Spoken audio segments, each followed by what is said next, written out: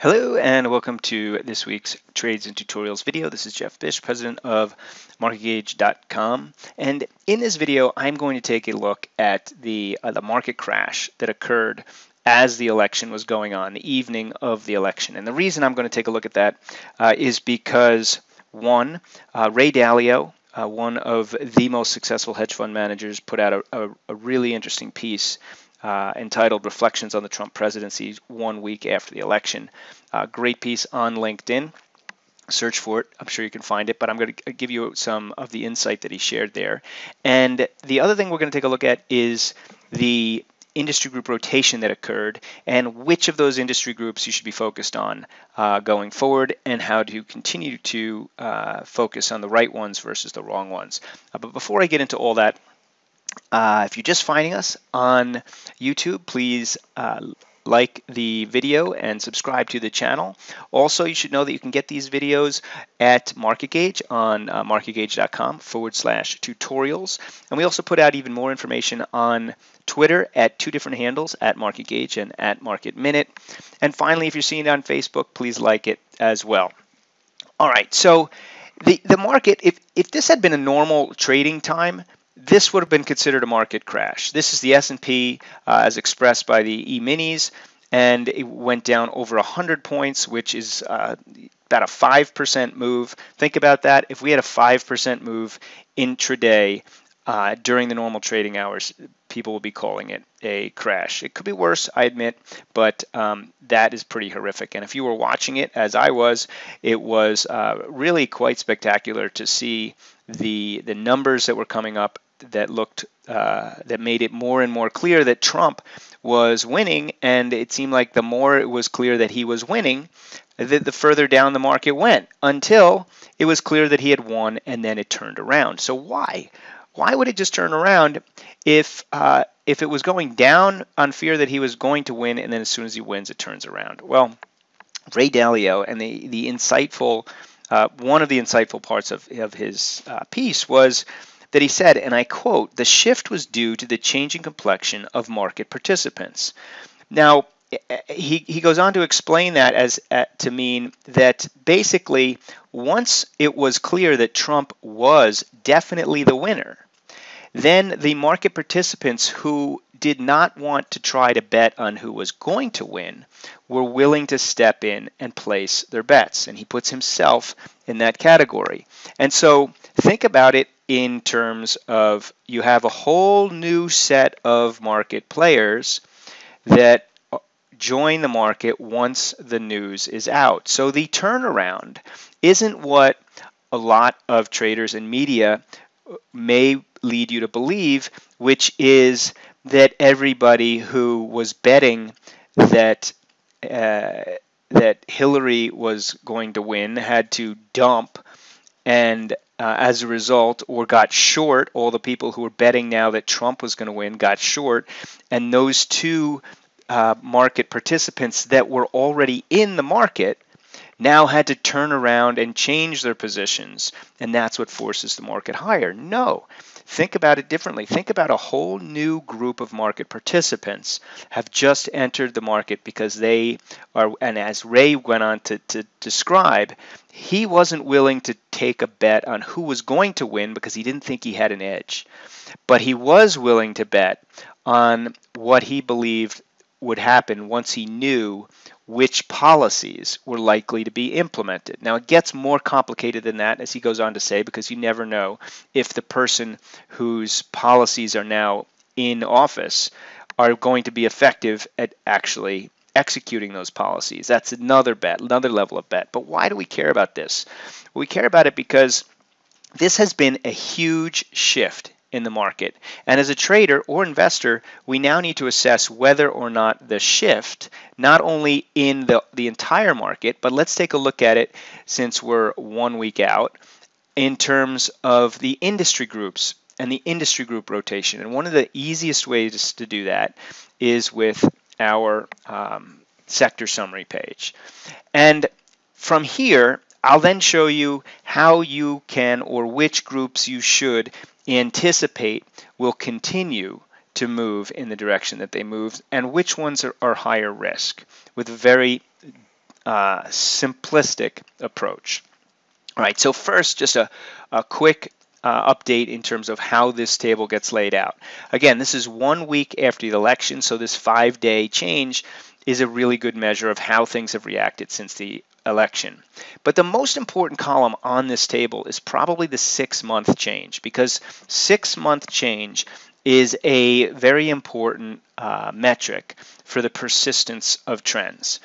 We've done a lot of studies on this, and while you can't just use just the 6-month percent change, if you include that in your formulas, you can get a really good measure of momentum. In fact, we use it in automated trading systems, and in fact, we're going to do a live webinar this week on Thursday about with an automated system that will tell you exactly which groups and which countries and which asset classes you should be in right now and at any time, and it's all based on a momentum metric, and the momentum metric isn't 6-month change, but it's part of the equation. So we know this is a really powerful time frame, and we're not the only ones who recognize that. There are other major hedge funds and academics who have come to the same conclusion. 6 months and 12 months, really important. All right, so you want to focus on where things are in that 6-month time frame, and that's why the table's sorted that way. But let's take a look at what moved the most as a result of the election. And the only way, the easy way to do that is we'll just look at the biggest numbers here. So up 11%, up 6%, that's a big mover. Up 8%, that's a big mover. Up 5%, that's a pretty big mover. And down 5%, down 4%, those are pretty big movers too. Now, here's what I want to point out. These are all big shifts in the market since the election. Which ones would you expect to continue to go in their direction, and which ones would you expect to reverse? Well, if 6 months is such an important metric, and we know that it is, and then this is an easy benchmark to determine whether or not your shift, as I've just described it, is an acceleration of a trend or it's a reversal of a trend. In other words, if we look at the top industry groups on a 6-month basis, you'll notice that the strongest one, SMH, hasn't really moved much at all, but the other ones accelerated higher. So these are the groups, at first blush, we want to anticipate are going to continue to accelerate higher. Now, what do we do? How do we execute that? Well, Mish talks a lot about phases, and we use phases to determine whether or not a stock or a sector, in this case, is rolling over or continuing. So as long as they maintain their bullish phase, that's one way to do it. But before we get into that, the bigger picture is as long as the 6-month numbers hold up, these can pull back, and we should anticipate that these are the areas we want to look for pullbacks in. On the other hand, if we go to the other extreme and we look at the markets that were down the most, remember, this table is sorted by 6-month change. But for me, it's no surprise that we see the biggest down moves, or the biggest cluster of down moves since the election, are in the industry groups that were already weak. Right? So if you're thinking that a big overreaction to the election has occurred in a particular industry group, and you go look at the stocks or the ETFs that are down the most, you don't want to be looking in the bottom of this table. These are not overreactions.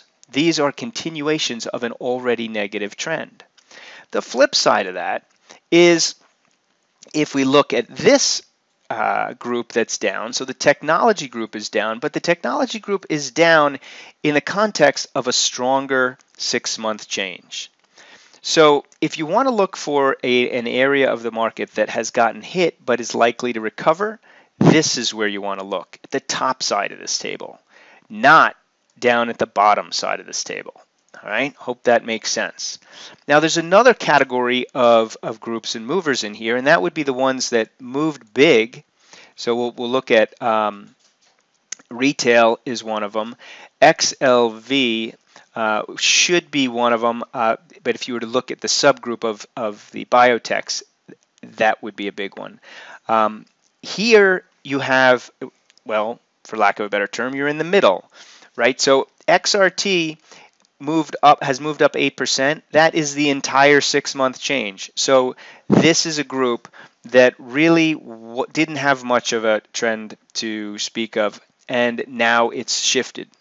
This one, therefore, is a little riskier. We don't want to see this one pull back too much, but we want to keep an eye on it to see if this is in fact a trend change, not just a knee-jerk reaction. But if it starts to go too much lower, then that's not the area that we want to be looking in. If it continues higher, then it's a shift that is worth following to the upside. All right.